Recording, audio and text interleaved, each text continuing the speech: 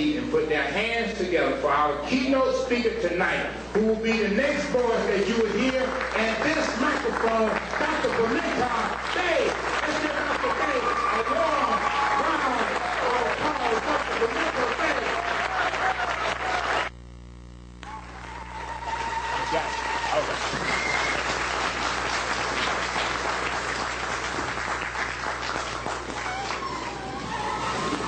If you all will excuse me for 1 second.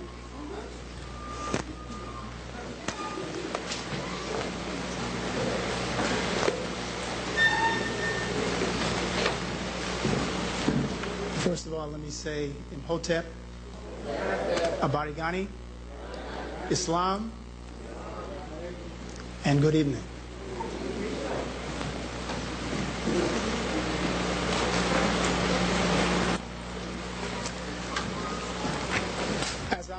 As I sat listening to Brother Maddox, who again I have to thank for having me come back again and have an opportunity to share, I was remembering how I felt when I first heard about Sister Betty Shabazz and her grandson. I remembered how my first reaction was of course to become very angry, because my initial hearing of this was actually on NPR, which is National Public Radio in West Virginia. And they had said that Betty Shabazz had been burned in a fire and that there was some criminal act involved, but they didn't say, and this was on Sunday, they didn't say, at least on NPR in West Virginia, that it involved her grandson in some way. And then I learned yesterday, in speaking to my brother Mario, who was here this evening, who lives in New York. In fact, he's the one that informed me as to what had happened. And my first reaction was to, of course, get very upset with the grandson. Because the way that it was then presented, when I heard it also on the media, because then on the news it came out, I'm thinking, what would possess this young man to do that to his own grandmother? Now, as a student of history, of course, I shouldn't have even had that thought, because what possesses us to do certain things, if he did it at all, is our own self-hatred and our own insanity. And what is that born of but white supremacy and Eurocentric hegemony? So I began to ask the question, well, you know, let me put this all into perspective, and then hearing about the involvement of bringing the reporters into the courtroom and so forth, again, reevaluation. And this is the benefit of having an opportunity to come and talk to conscious African people about our conditions, because all of us are blindsided by our own limited experience and environment. And unless we have forums like this where we can bring people together and begin to discuss this, all looking at the world from an Africa-centered perspective, then we don't take advantage of the holistic wisdom that exists among us all. I'm at a university where the majority of the students is European. I'm at a university where, unfortunately, the 4,000 out of the 27,000 students who are of African ancestry don't pursue courses in general in history that deal with their own backgrounds. Unfortunately, I'm in a situation where I go into a classroom to discuss the legacy of the Moors and the legacy of Kemet, and I look out at a sea of European faces. And I ask myself many times, what am I here for? And then I say, well, I'm here because I'm trying to convey the truth about our African past. But I thought I was going to focus on conveying it to African people. And instead, I find that the audiences, the classes, essentially tend to be European. And this is often a reason for my confusion at times as to what I'm really trying to do. And then I remembered conversations that I've had with some Europeans after they've had my class, or in the middle of class. And what has amazed me is after it's over, I've got European students in the class swearing they got Moorish and African ancestry. Standing up saying, well, my name is Morris, and my name is Morrison, and my name is Moore. And, my grandfather came originally from Sicily, and his name is Moravitine. And again, what I realize is that something is happening in spite of the conditions. Whether you want to attribute it to, the individual efforts, or attribute it, of course, to the blessed ancestors and the Creator, all these things essentially are interconnected anyway. So when I ask the question of myself, what essentially can I convey as a historian in a classroom, in a forum, that has use, that has value? And what that is, of course, is an understanding not only of who we are as African people in our own nations, or in our own communities, but what our impact has been on the world. So when I chose this topic of understanding the decline of Moorish power and prestige, I wanted to get into a discussion on prestige. I wanted to get into a discussion of what compelled us to lose power and prestige, and hopefully what can we do to acquire them back. And of course what we need to do is to resurrect our minds. Malena Karenga, who I know you're familiar with, outlines the importance of historical study and inquiry in understanding our African selves and the world around us. If we approach the discipline honestly, it reveals our strengths and our weaknesses.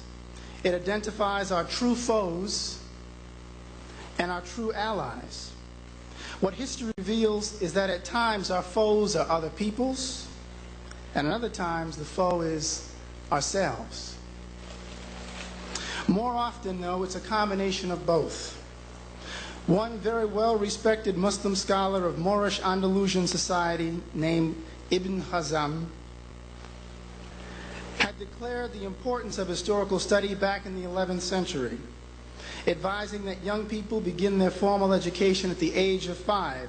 And he said history should be taught specifically to the developing youth, so as to show the causes for declines and ascensions in ancient societies with the intention of avoiding repeated errors.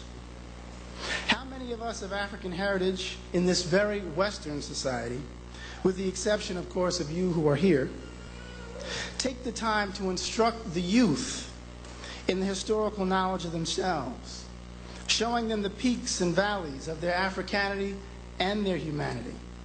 And this should not only include the group's history, but the personal history of individual elders, the matriarchs and patriarchs within our own families.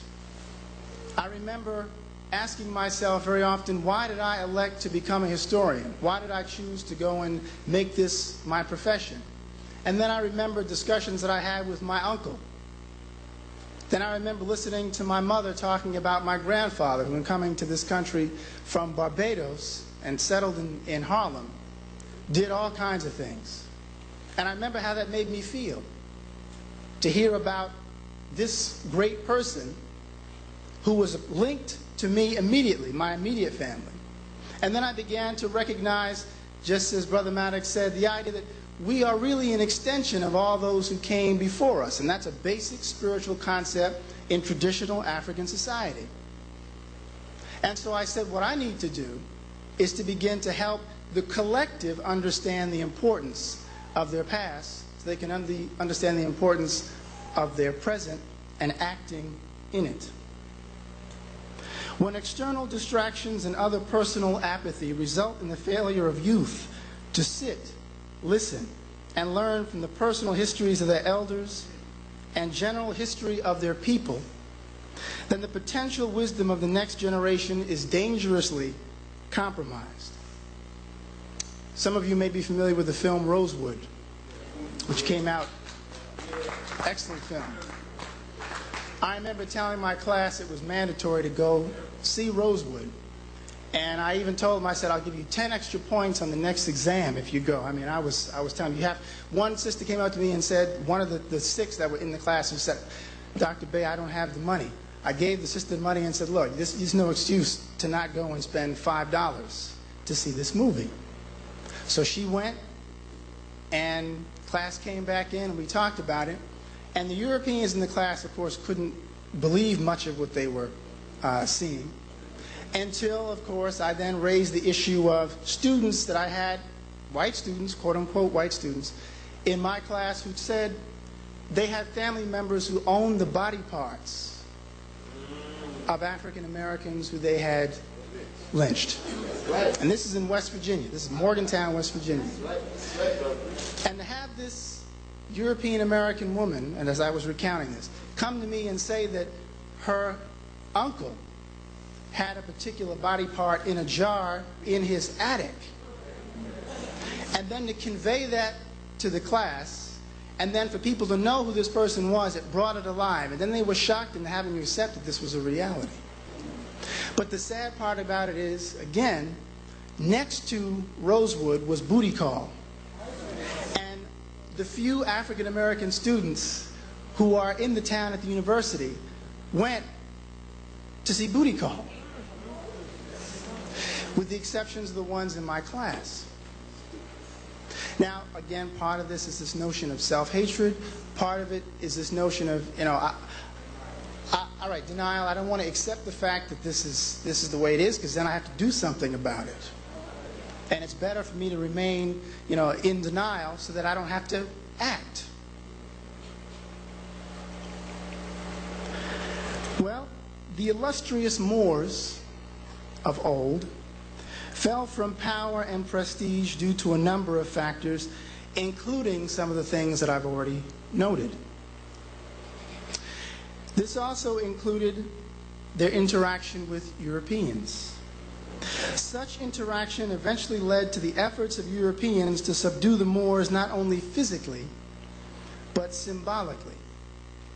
In short, Europeans and Catholics, or Christians especially, found it necessary to cover up, challenge, and/or shamelessly recreate what the Moorish presence ultimately meant for and to the Western world.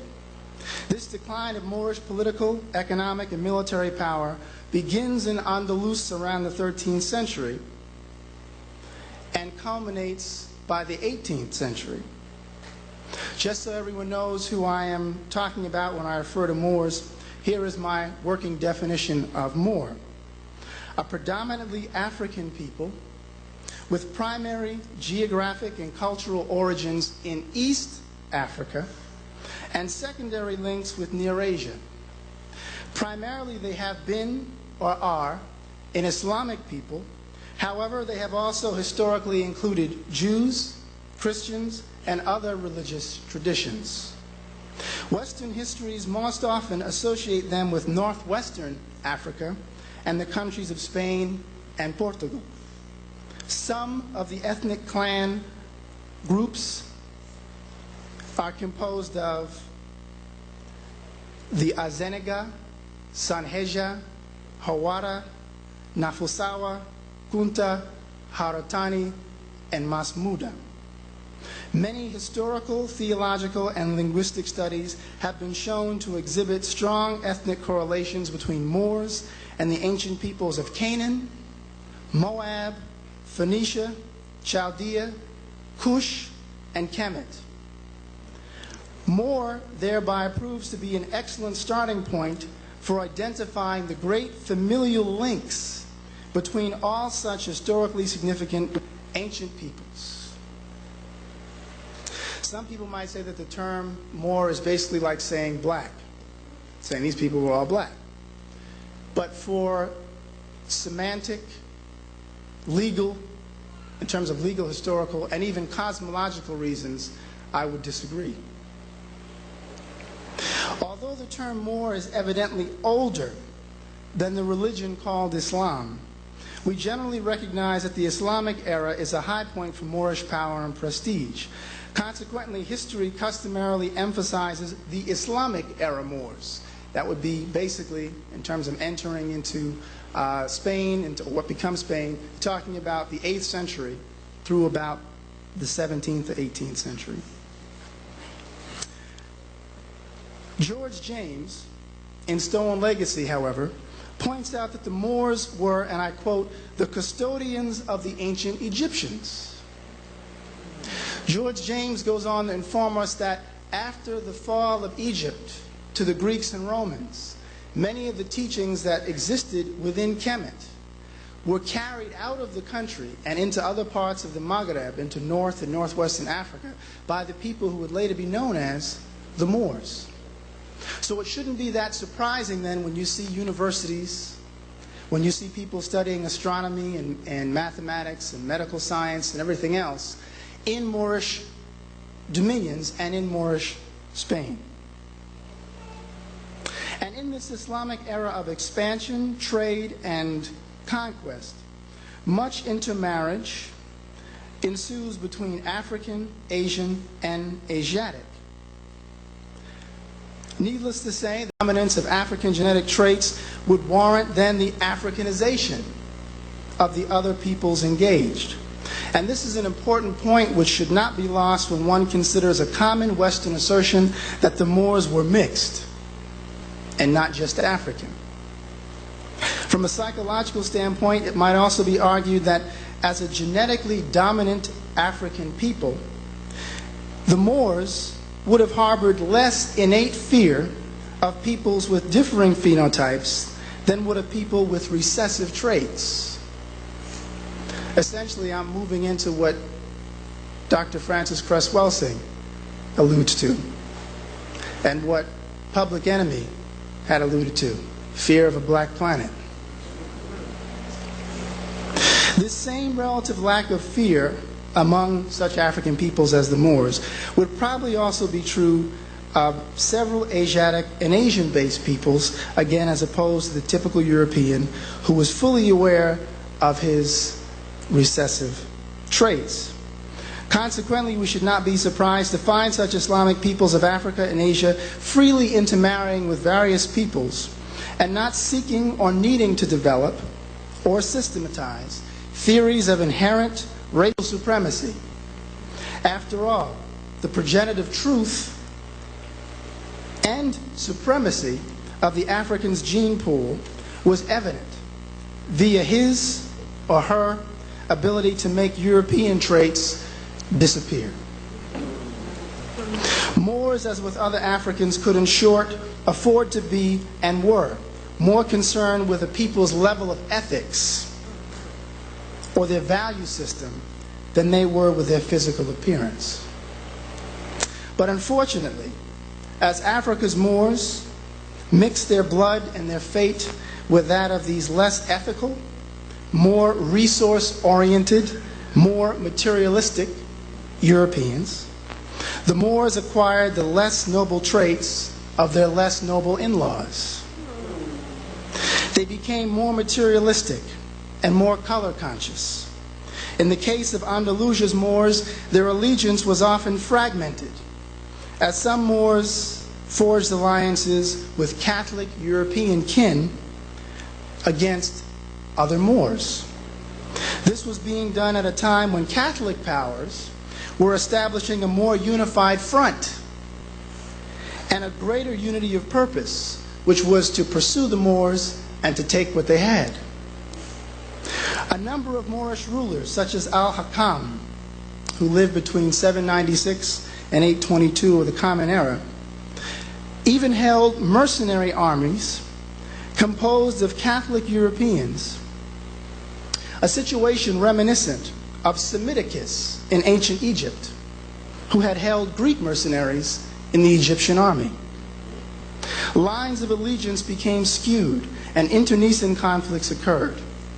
African ethnic and Islamic sects, such as the West African-based Moors known as the Almoravids and the Almohads, fought against one another, thereby weakening the ability of Africa in general to resist encroachment by resource-starved Europeans. Ironically, it was a European historian, a Frenchman, named Henri Copy, who asserted that the Moors lost control of their territories in Andalus as they abandoned, and I'm quoting him, their noble natures. Coppi suggested that the Moors of Andalus underwent a negative change within these Western surroundings. Coppi says the Moors exchanged Moorish virtues for Spanish vices, and Moorish activity for Spanish indolence. The few exceptions, and I, again, trying to be honest, the few exceptions, if you look at the history of Spain, Alfonso X, also known as El Sabio, was one of very few Catholic Europeans who actually tried to display a greater sense of humanity and fairness in dealing with the Moors. Alfonso X passed something called the Siete Partidas, or the 6 parts, which specifically said that any people taken in slavery are to be recognized as humans, and that their labor is owned and not their bodies. So again, you know, as a historian, if you find evidence of credit, you give credit where credit is due. African, that's my understanding. The rise of Catholic power and the Reconquista produced a concentrated effort to erase the influence of Moorish culture and to forbid the use of Arabic, which many of the Moors, of course, spoke, as a medium of written or spoken expression. This too contributed to a loss of knowledge in the Western world about the profound role of these Islamic peoples in raising the level of Western and, in fact, human civilization. According to the Catholic priest and historian Robert Ignatius Burns, the African Muslims, i.e. the Moors, suffered more legal restrictions regarding their access to trade than did the Jews. Now, in pointing that out, let me also clarify something. When we talk about Jews today in 1997, we're talking about people usually who are Ashkenazi. We're talking about people who are descendants of Poles, Germans, Russians, Englishmen, who are essentially converts to Judaism. When we're talking about Jews at this time, we're talking about Sephardim, we're talking about Beta Israel, also known as quote-unquote Falashim or Falasha, who are clearly African and Asiatic. So keep in mind, you know, because one of the things that happens, unfortunately, with much of Western history is when Europeans see anything of value, they co-opt it. You have to do that in a white supremacist society. You cannot allow something of value to be coming from the people who you have deemed as valueless. So what do? You then take on the accoutrements of that thing, and if there are no cries to the contrary from the people, you get away with it. But my assertion is, you know, if you take my coat and you wear my coat for 12 years, it's still my coat. And I may ask for it back or take it back. And essentially, and I'll get into this a little bit more as I proceed, we need to recognize that we're empowered, as we're doing now, to learn as much as we can so that we can take back what is ours and not feel uncomfortable making these assertions.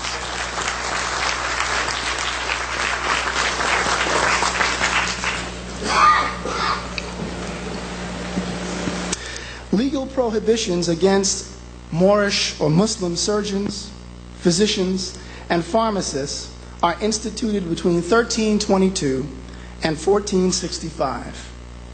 In 1412, merchants, carpenters, butchers, tailors are no longer trades allowed to the Moorish Muslims.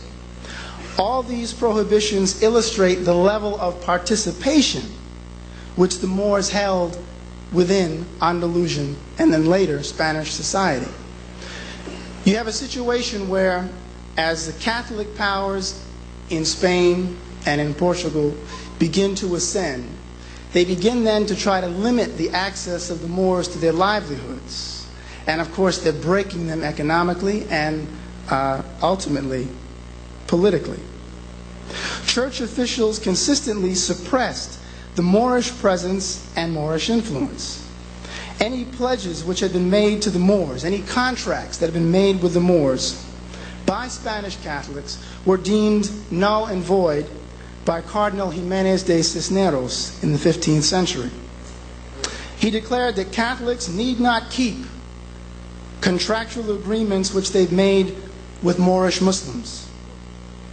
In the late 15th century, as a result of these nullifications, the Catholic Kingdom of Spain and Portugal makes a financial killing because they're able legally to get out of any agreements in terms of purchasing of land, in terms of anything that was made.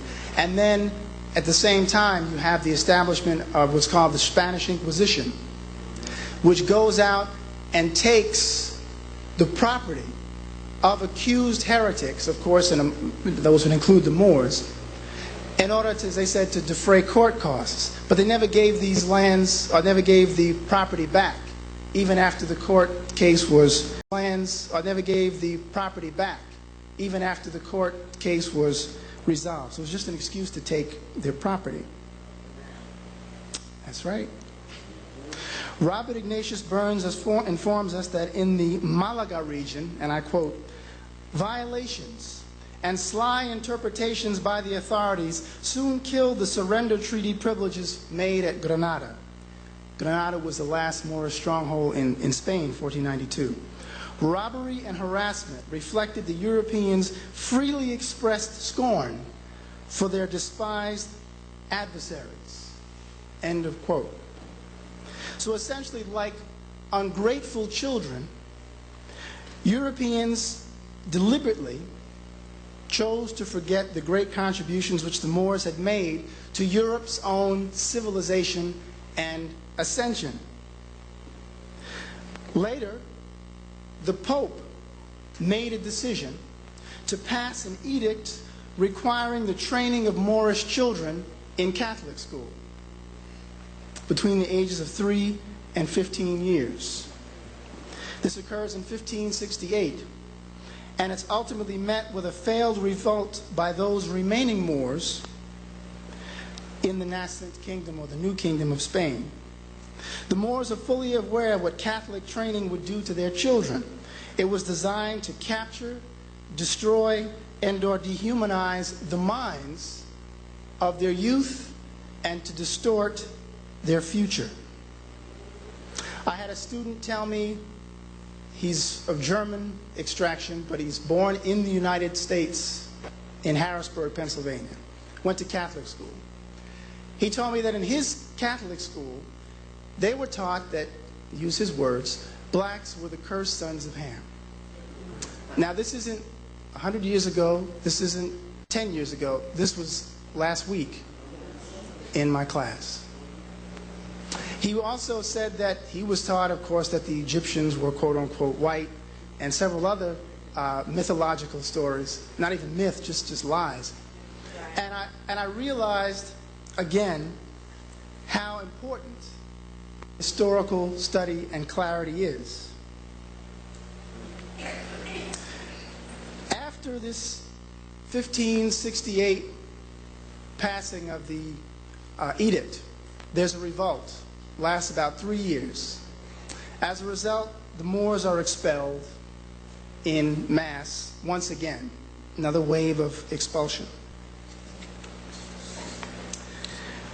With the rise of Europe's power during the 16th century, ironically with the help of Moorish knowledge, a new worldview is duly imposed. Whereas once the Moors had been revered and envied in several parts of Europe, now a dark African hue was to increasingly become an anathema or a curse in the Western world. Let us not forget that Europeans initially had black Madonnas, and still do. Let us not forget then that there were Europeans who were fully aware of the significance of African people in their own society. In fact, when I go to the slides, you'll see exactly just how aware, and in fact how proud they were to put them in their coats of arms. But the ascension of European powers meant the ascension of their phenotype, meaning their physical appearance, which was typified by a pale, pinkish complexion. A societal framework of light making right emerges with regard to complexion. Increasing Western influence on the international scene then results in the further stratification of the African world and the ever-increasing need to devalue African peoples. Such an increase in European organization and military prowess, because the Europeans, due to their value system, Diop would say that the environment required that they develop an emphasis on military might and conquest, and the desire to emphasize military technology, develop cannons beyond what other nations had done, use gunpowder beyond what other nations like the Chinese or the Egyptians had done, and extend their influence beyond their borders so that they could get control of resources. And this is what occurs. This extension to other parts of the world, of course, doesn't just threaten Africa. It also threatens the Americas with our Native American brothers and sisters here, Asians, and the Asiatic world as a whole.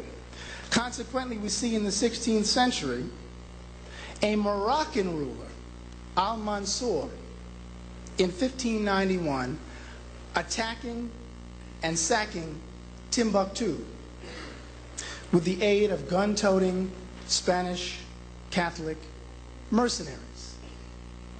So here you have a Moroccan ruler, a Moorish ruler, in 1591, who is attacking people within his own kingdom.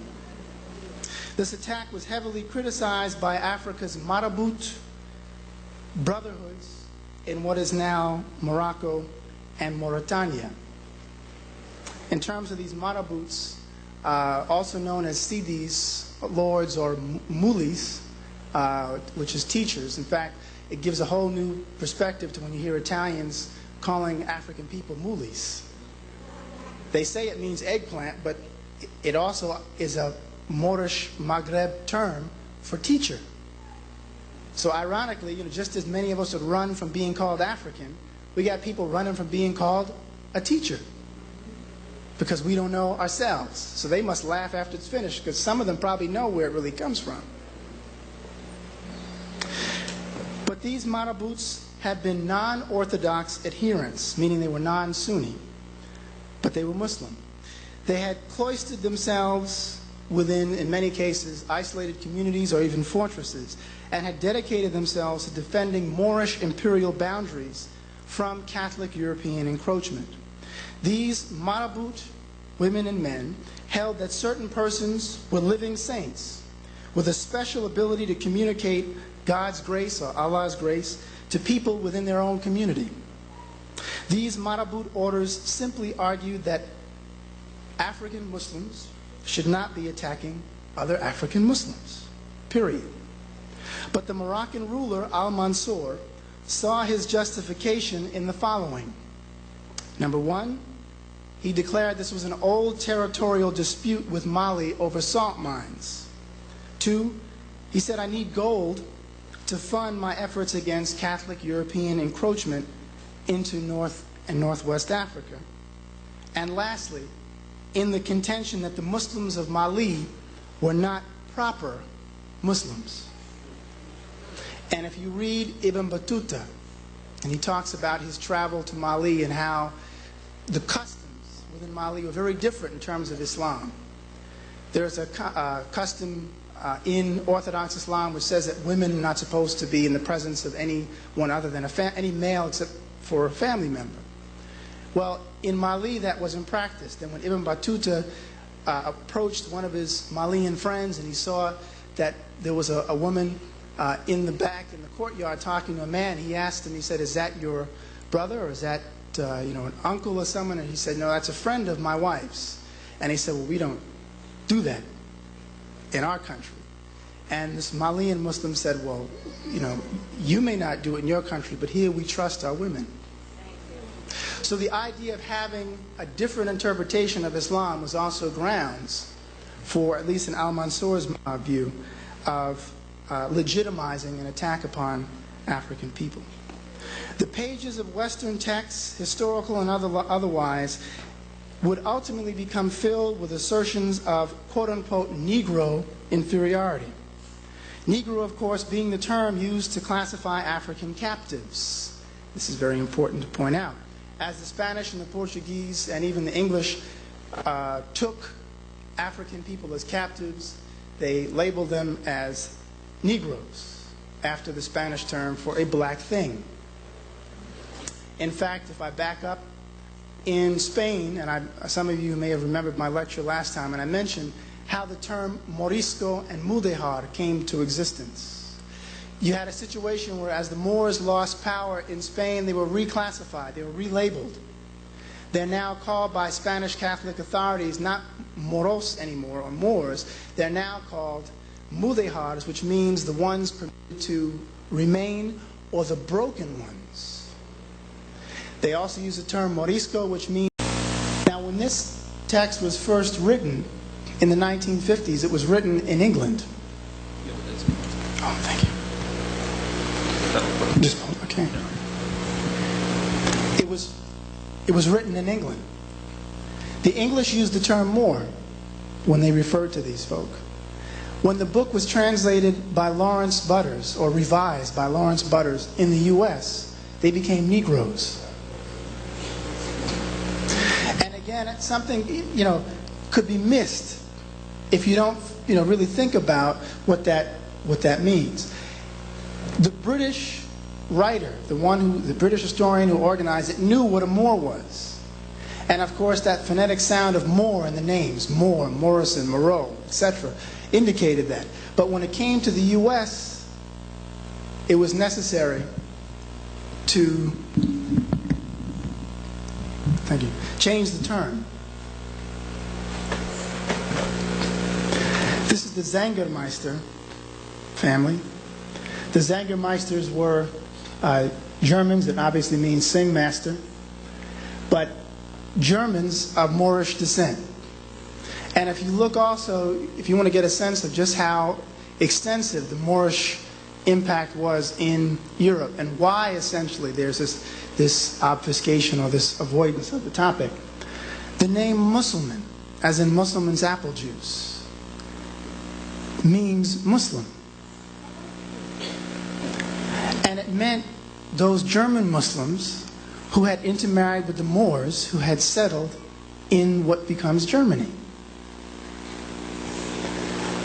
And when I went to school at Gettysburg, Musselman's apple juice, the apple orchards and the plant was right up the road. The library I went to school, the library at school that I went at was Musselman Library. And of course, I didn't waste any time telling everybody at the school what the significance of that was. This is the family name Moore, armorial bearings of the Honorable Charles Moore. And if we consider again, it's the Moore's head and profile, if we consider again what this tells us, Europeans are telling us they know that the Moors left a legacy in Europe, but they're not telling us overtly. See, I'm not volunteering anything to you if it means I'm going to lose power over it. But if you confront me with it, and you catch me on a good day, I'll just, well, yeah, I know that, but, the majority you don't, and that's what counts. I have a colleague who was an English historian, and I, happened to approach her one time and ask her if she knew about this Moorish presence in England, and she just said, no, I didn't know it, and she's dealing with 15th century England. So I then went on recounting all these different sources and talked about the legacy and talked about the names, and she, after she finished, she nodded and she winked at me. Essentially, she was trying to see how much I knew. She wasn't giving up nothing. But once I had made this assertion and she realized that I had all the facts behind me and the evidence, then she had to basically say, well, yeah, you got me. This is another German family Moor, M-O-H-R, from a collection at the Lehigh County Historical Society. This is Johannes Moorus, as it states, another Moor of saintly status in Europe. This icon is dated 19th century and is found to be in a museum in Germany. Johannes Moorus was a vizier, a ruler of Sicily in the 12th century AD. So again, when we consider the legacy of the Moors, and when people a lot of times talk about Sicilians or Italians, a lot of them, whether they know it or not, are your cousins. And there are a few who I've met who will tell you that and have no problem telling you that. I know. But very few, because there's no real benefit to it. We don't have any real power, so why do they want to align themselves with us? The system is designed to maintain white supremacy. And if you can slip into that category and get away with it, then there you go.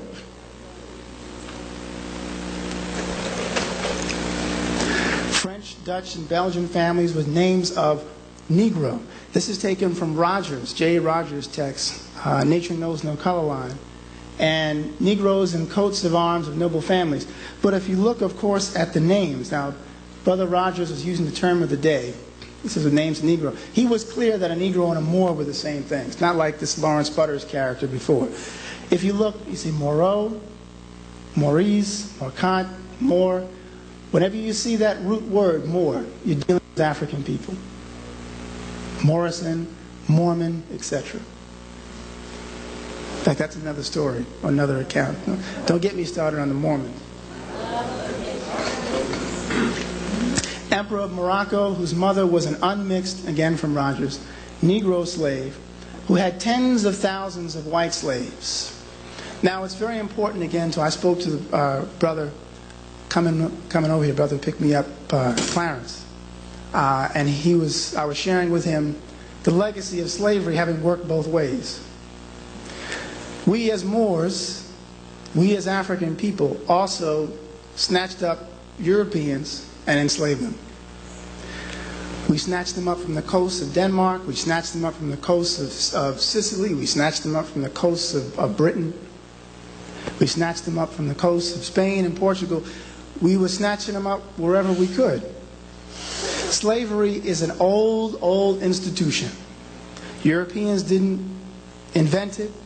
Ironically, though, the concept of slave is named after them, because the word slave comes from Slav, which was a people, a Russian, Germanic, I should say Russian people, Eastern European people, who were enslaved by our Germanic people, or put into servitude, and so the term Slav became synonymous with servitude.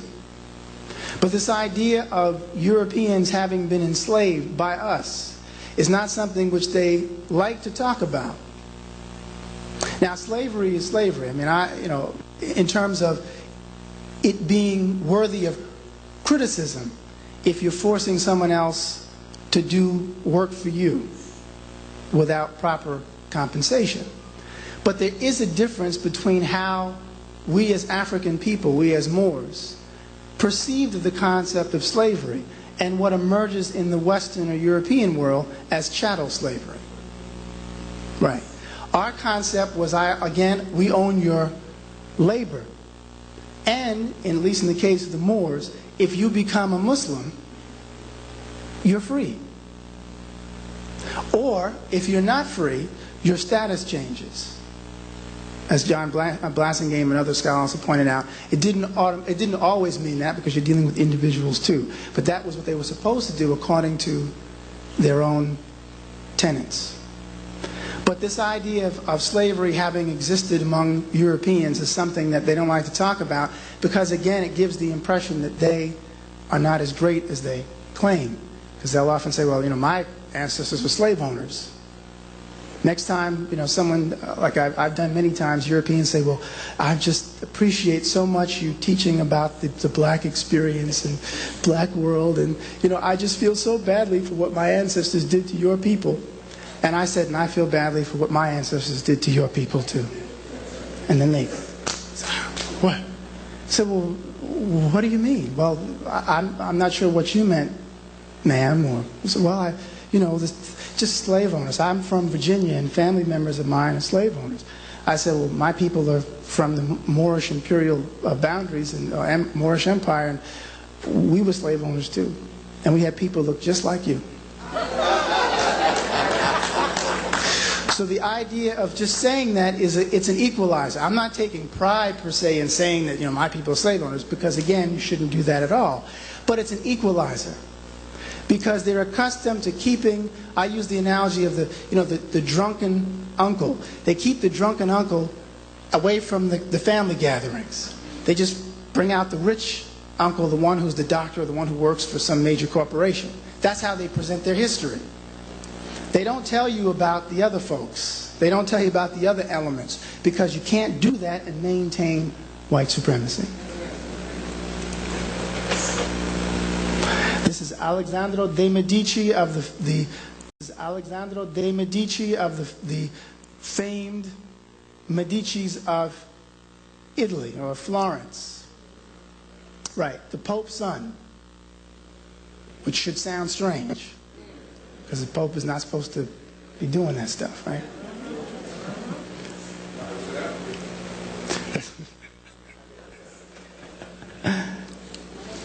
This is a famous painting. It's in the Philadelphia Museum of Art. Edouard Charlemont's, the Moorish prince, or the Moorish chief, excuse me, Moorish chief. This was painted actually in the 1870s. And again, the fact that this Austrian painter still recognized that a Moor was clearly an African person, no question that he was an African person, tells us something too about the Europeans' own understanding of the Moorish identity. This is Saint Maurice, or Saint Moritz, who was the patron saint of the Holy Roman Empire. An African, a Moor. But at the same time, and here's what I meant before when I talked about the correlation between Moor and Egypt, and Moor and Kemet. The story behind Saint Moritz or Saint Maurice is that he was a Theban soldier, meaning he came from Thebes in Egypt. And he was part of the Roman army that invaded Europe, and they had come across these Germanic people, the Swabians, who were practicing Coptic Christianity. And he refused to subdue these people. And as a result, the Roman general ordered him killed, and every 10th man in his army decimated. So as a result, you have the Germans canonizing this African. In other words, elevating him to the status of a saint. And that should be seen as strange when you look again at the concept of white supremacy, which is exactly why you don't hear about that, for the most part, here. That's another rendition. The other one that I showed you was from the 14th century. This one is later. This is from the 17th century. This is the Queen of Sheba. This is from a 13th century German Bible. It's in Latin, but this was found within the Kingdom of Germany. Queen of Sheba. This is a Berber girl, meaning, again, the process of trying to confuse what the Moorish identity was is people would very often, in this country, not those who've been to Morocco and know something about the history and the culture, would think that she is a classic representative of what a Berber is, because the Berbers are the ones who are said to have invaded, or known to have invaded Spain, and are also known to be synonymous with Moor. Berber and Moor are seen as synonymous. But according to the Moroccan government, the tourist industry, she is a Berber, but so is she. So if the Moroccan government is saying they're both Berbers, you make no distinction in terms of whether one person is lighter in complexion or one is